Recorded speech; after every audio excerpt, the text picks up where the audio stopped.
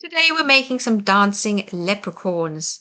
Print out your printable, either in black and white to color yourself or in full color, whichever you prefer, and then gather your supplies. You will need some baker's twine or something similar. You will need some brads or split pins. You will need a hole punch, some scissors, and a needle. Now you've got your supplies, carefully cut out your leprechaun.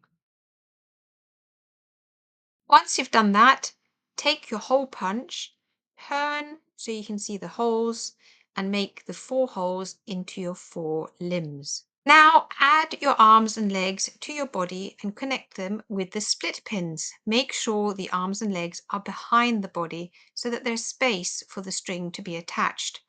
If you're working with younger children, you can stop the project at this point and it's just a wiggly, dancy little leprechaun.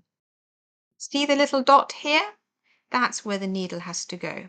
Carefully push your needle through and pull until the knot comes to the end. Now, find the dot on the other side and repeat, this time coming from the inside of the paper. You might want some adult help for this. Okay, great.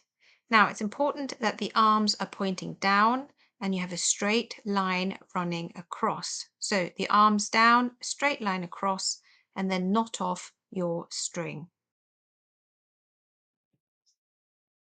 We're going to repeat the process for the legs. So make sure the legs point down, find your little dot, come in with the needle from the outside, push it through, and then go from the inside into the second leg. And again, legs down, straight line across, parallel with the line on top.